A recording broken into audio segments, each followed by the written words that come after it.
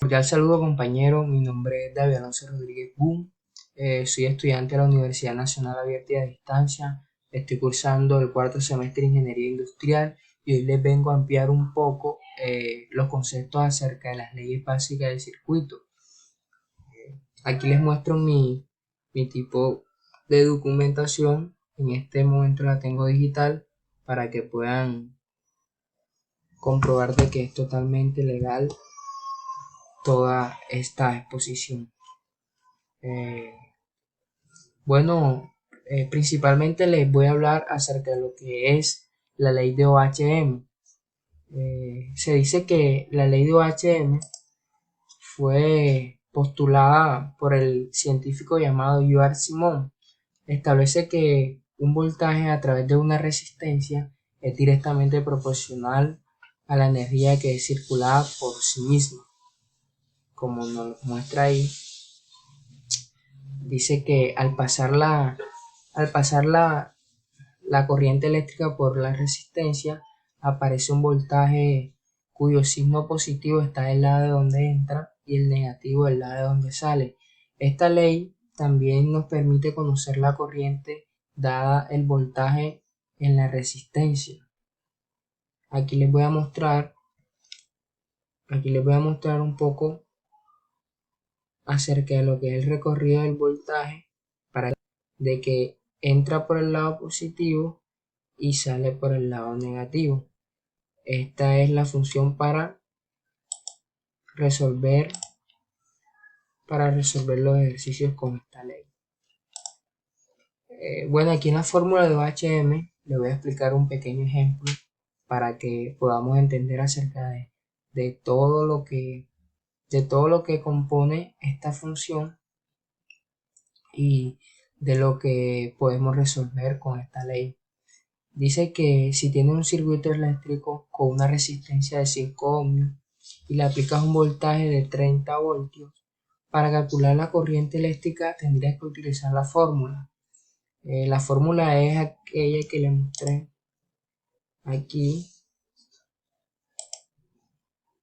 Entonces, utilizando esa fórmula podemos encontrar el resultado que nos dice que es igual a 6 amperios.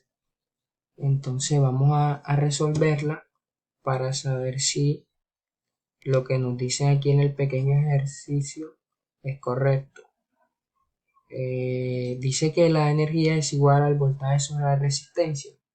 La solución, la energía, el voltaje es de 30 voltios sobre la resistencia que es de 5 ohmios y esto nos da que es igual a 6. Haciendo cálculos rápidamente podemos concluir de que sí es cierto lo que nos dicen en el ejercicio y de que sí es cierto de la comprobación mediante esta pequeña fórmula que es fácilmente de entender. Mira que si nos arroja el resultado correcto, 30 entre 5 es igual a 6. Aquí en física nos muestran con estos valores para que podamos entender de que la resistencia de 30 voltios es igual a 6 amperios. Bueno, de acuerdo a esta ley, dice que a mayor es el voltaje, mayor será la corriente que fluirá a través de nuestro cuerpo. Por eso debe ser precavido con las líneas de voltajes, debido a que si tocas una línea energizada, la corriente que pasará por tu cuerpo dependerá de la resistencia. Es decir, al menor la resistencia, mayor será la corriente que pasará por tu cuerpo, llegando a poder tener una descarga mortal. Por eso es importante y más adelante les voy a explicar un poco acerca de la importancia que tiene la resistencia con la corriente o con la temperatura. La resistencia tiene que ver mucho en este tema de los conceptos de las leyes. Tengamos siempre claro eso. Ahora les voy a explicar un poco acerca de lo que es la ley de voltaje de Kirchhoff. Bueno, esta ley establece que la suma algebraica de las caídas de voltaje de un circuito de voltaje es igual a 0. A través de esto podemos concluir de que esta ley se basa en los principios de la administración de energía, perdón, de la conservación de energía, debido a que la energía total suministrada desde un circuito debe ser igual a la energía total consumida. Esto nos explica la ley de voltaje de Kirchhoff. Aquí la ley de corriente de Kirchhoff también nos dice que en cualquier nodo la suma algebraica de las corrientes eléctricas que entran es igual a la suma de las corrientes que salen. Como equivalente, la suma algebraica de todas las corrientes que pasan por el nodo es igual a cero, es decir, que la misma cantidad de corriente que entra debe ser igual a la misma corriente que sale. Podemos entender acerca de estas dos leyes que tienen pocas diferencias, que tienen prácticamente la misma función, cumplen la misma función y el mismo concepto, de que si la energía que entra debe ser igual a la misma energía que sale del circuito. Ahora les hablaré un poco acerca de lo que es la relación de la resistencia eléctrica con la temperatura. Bueno, la resistencia de cualquier metal depende de la temperatura. Esto se debe a que la resistividad depende de la temperatura y en consecuencia la resistencia tiene un comportamiento no lineal con la temperatura. Bueno, para ampliarlos un poco acerca de este corto concepto, para ampliarlo un poco, para que puedan entender lo que les decía ahorita en el anterior tema, de que tiene mucha importancia la resistencia en esta unidad, en este trabajo. Por ejemplo, dice que la resistencia de cualquier metal depende de la temperatura y es muy cierto. Vamos a poner un caso cotidiano. Por ejemplo, yo que diariamente me encuentro expuesto a las altas temperaturas debido a mi trabajo laboral, se puede decir que si mi cuerpo no se encuentra en óptimas condiciones con una buena resistencia, lógicamente no voy a soportar el día de trabajo o no voy a soportar mi física por las altas temperaturas. Entonces es muy cierto esto de que la resistencia depende mucho, mucho, mucho de la temperatura.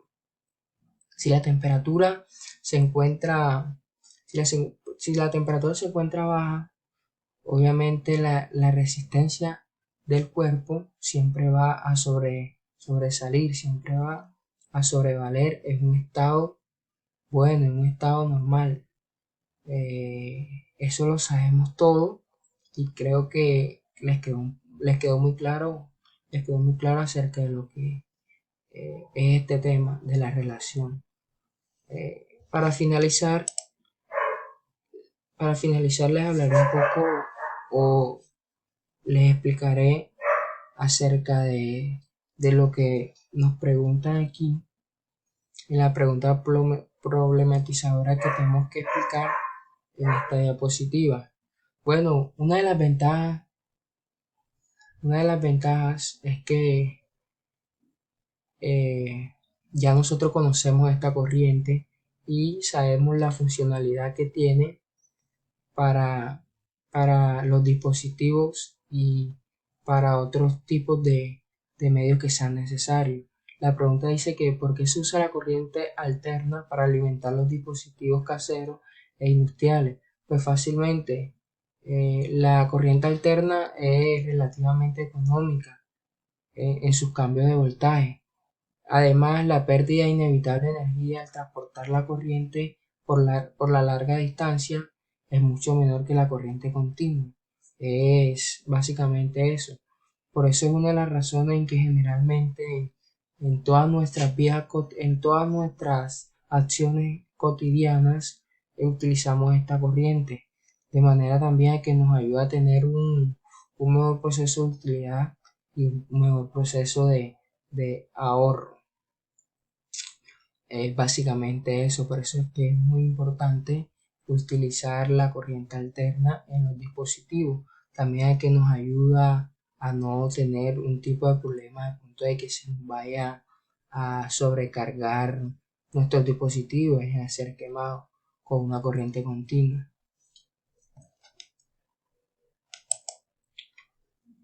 Y para finalizar, el resumen de las corrientes, les hablaré un poco acerca de lo que fue la guerra de las corrientes de Tesla versus Edison. Dice que la rivalidad no tardó en aflorar y dio lugar a lo que se conoce popularmente hoy como la guerra de las corrientes, una gran disputa por demostrar el descubrimiento y la patente de la electricidad.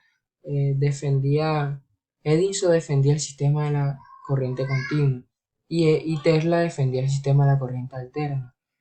Obviamente Tesla demostró que la corriente continua de Edison era cara e ineficaz, lo que les decía ahorita en el ejemplo de utilizar la corriente continua. Nos puede traer complicaciones en los dispositivos, de manera que es una corriente ineficaz que no cumple digamos, con lo necesario para uno poder mantener un dispositivo en buenas condiciones de carga y de energía.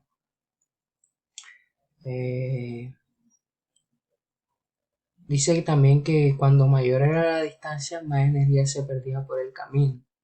Con la, con la corriente continua, con la corriente alterna, que es la corriente de Edison. Como alternativa, Tesla presentó su propio sistema, que es la corriente alterna, lo que les explicaba anteriormente, que es la que generalmente todos utilizamos en nuestras vidas cotidianas. Bueno, compañeros, esto fue todo por hoy. Espero poder explicar un poco más estos temas en un nuevo video. Que tengan una buena noche. Gracias.